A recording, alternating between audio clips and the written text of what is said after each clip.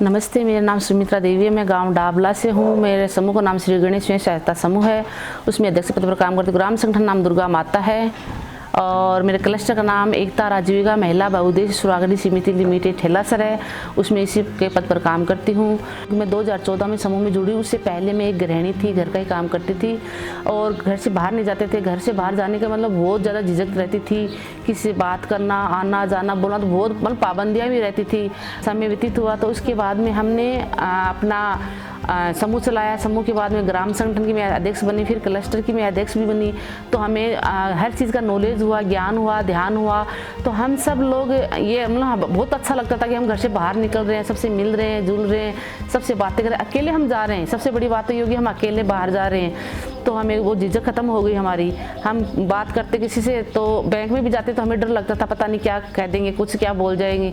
आज हम समूह में जुड़ने के बाद हमें मतलब वो डर भी खत्म हो गया। हम आगे बढ़े। जैसे राजीविका के माध्यम से हमें सरस मेले लगते हैं तो हमें उसमें भेजा गया।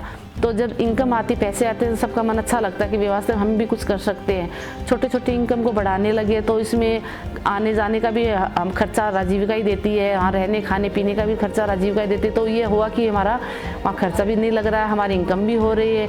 और जैसे हमारा यहाँ का पूरा स्टाफ ने सपोर्ट किया कि भी आगे आप बढ़ सकते हो, बहुत कुछ कर सकते हो आप। तो मैं आगे बढ़ी, आगे चली। तो मैंने ट्रेनिंग के माध्यम से आज पूरी ऑल इंडिया में घूम चुकी हूँ। आज हम कहीं भी जा सकते हैं, कोई रोक टोक भी नहीं है।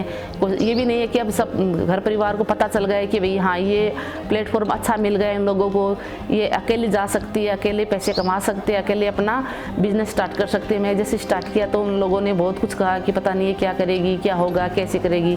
ये धीरे धीरे जैसे भी हमारा ये काम चला तो चार बातें सुनने को भी मिली। लेकिन जैसे ही ये काम स्टार्ट हुआ तो लोगों के भी मुँह बंद हो गए।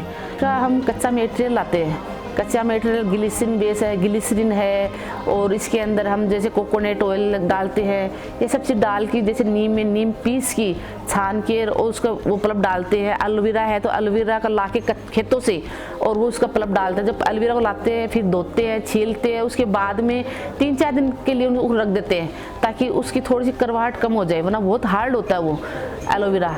तो उसके बाद हम एलोवेरा की साबुन में डालते हैं। रोज़ की साबुन बनाते हैं, रोज़ का पत्तियाँ गुलाब जल डालते हैं। चारकोल है तो चारकोल हम चारकोल है, कॉफ़ी है, पपाया है, 4-5 चीज़ें और डाल के उसको हम वो बनाते हैं। तो राजीविका में जुड़ने से पहले ये था, जुड़ने के बाद मेरी स्थिति इतनी चेंज हो गई कि मैं आपको बता नहीं सकती।